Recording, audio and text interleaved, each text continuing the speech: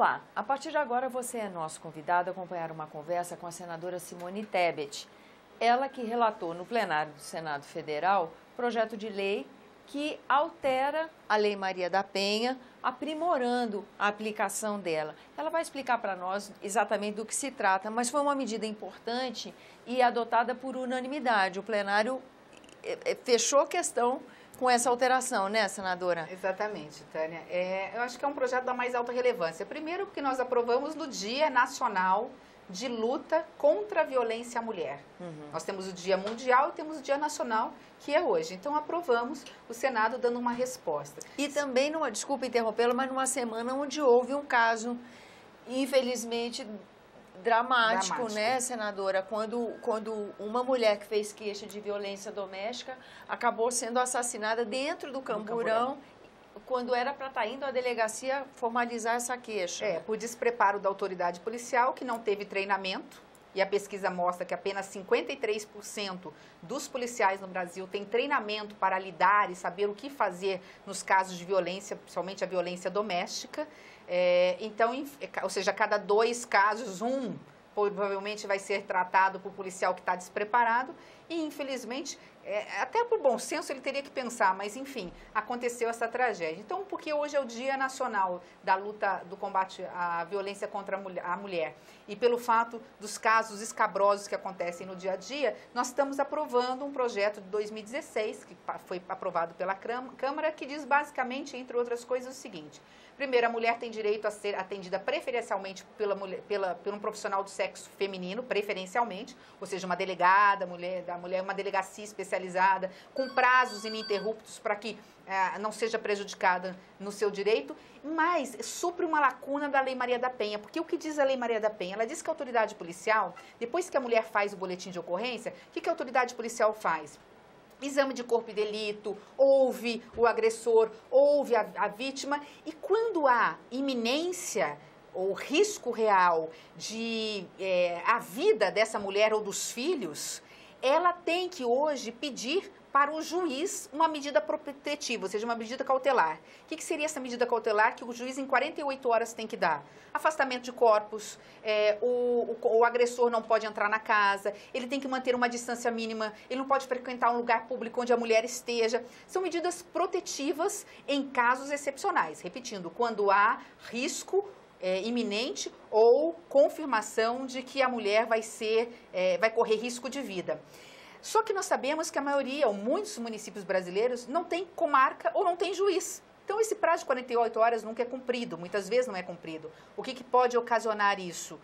Um assassinato. Putz, mas assim mesmo 48 horas já é muito tempo, mas é o prazo, né, que o juiz teria a princípio. Ele também não consegue, mas é muito, você tem toda a razão. Muito tempo. Então, o que nós estamos fazendo? Resguardado o princípio constitucional de quem dá essas decisões são juízes, o princípio da reserva de jurisdição, apenas algumas cautelares, não prisão.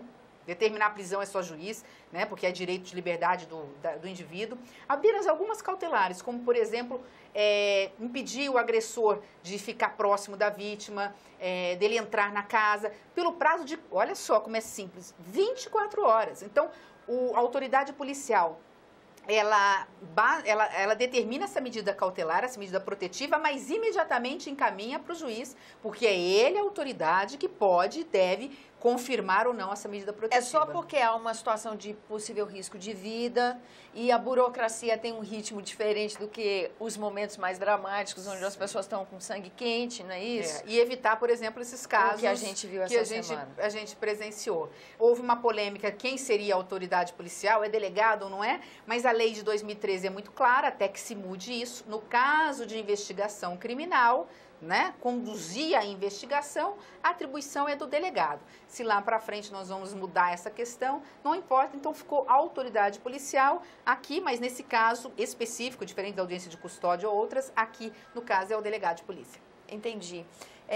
E ela veio da Câmara, a matéria já veio da Câmara, votada por unanimidade no plenário. Isso quer dizer que para mesmo ter força de lei é a partir de quando? talvez, se o presidente Michel Temer tiver aí boa vontade e sensibilidade, ele pode, amanhã não dá tempo de chegar o documento, mas em 48 horas, no máximo até segunda-feira, ele pode sancionar. Ou seja, ainda no mês de aspecto outubro. Jurídico. A ideia é que neste mês de outubro, sem dúvida nenhuma, porque ele tem 15 dias para sancionar. Ele vai ouvir provavelmente a consultoria, né, e aí nós vamos ter já a sanção, eu não tenho dúvida nenhuma, da sanção desse projeto. Senadora, eu vou pegar uma carona aqui, aproveitando, né? A senhora já deu uma aula para a gente na nossa última entrevista sobre as relações entre STF e Senado Federal. Mas hoje também, nessa mesma sessão plenária em que foi votada essa alteração da Lei Maria da Penha, a gente teve um debate grande sobre como deve ser julgado um membro das Forças Armadas que estiver atuando em ambiente urbano, ou seja, e aí tem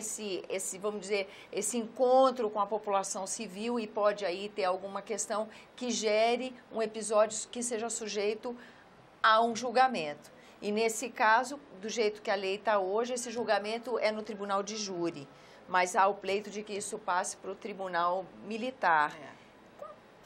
Por que gerou tanto debate? Isso pode mesmo militarizar, como se advertiu em plenário? Isso é um risco?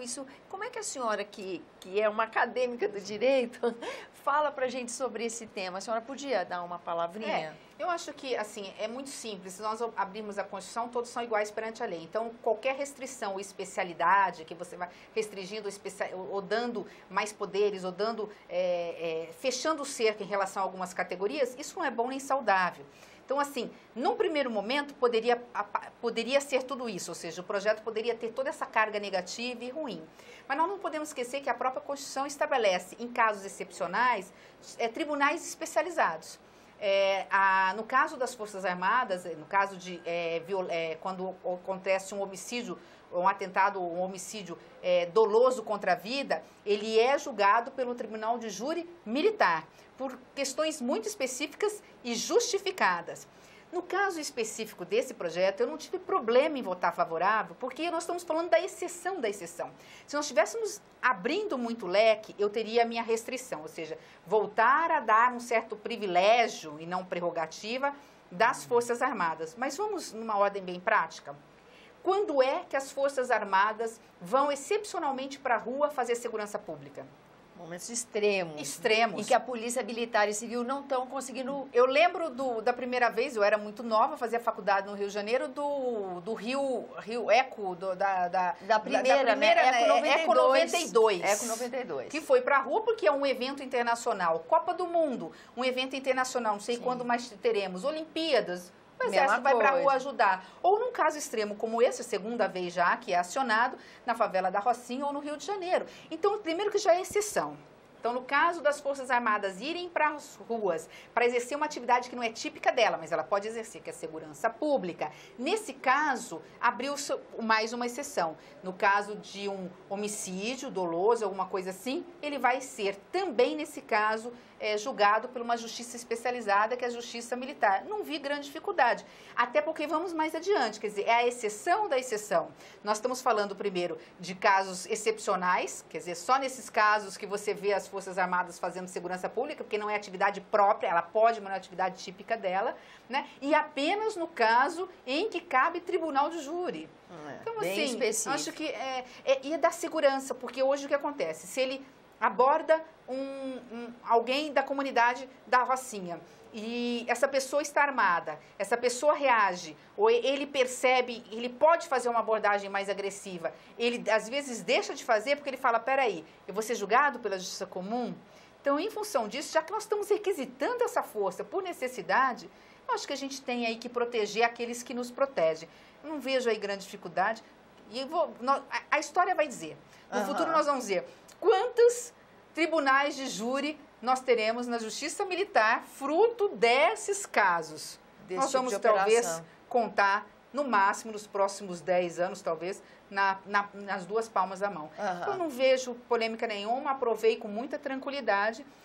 Embora seja contra a militarização e tudo mais, esse projeto é a exceção da exceção. Como a senhora disse, a hora que as Forças Armadas entram para ajudar, não é a condução de uma situação que está E nós queremos que ela cumpra o papel. Então, para ela cumprir bem o papel, ela tem que ter condição de trabalhar. E outra, se ela abusar do seu poder, essa autoridade vai ser processada e julgada. E julgada. Né? Não é porque vai ser num tribunal ou no outro que não haverá julgamento, não haverá né? julgamento. Tá certo, senadora, agradeço a sua presença aqui conosco. Agradeço. Agradeço a você que nos acompanha, lembrando que esse é o programa Argumenta e que você é o nosso convidado a fazer sugestões e críticas ao trabalho da TV Senado pelo 0800 61 2211, que é uma ligação gratuita. Eu lembro ainda que você pode rever esse e outros dos nossos programas por endereço eletrônico senado.leg.br/TV.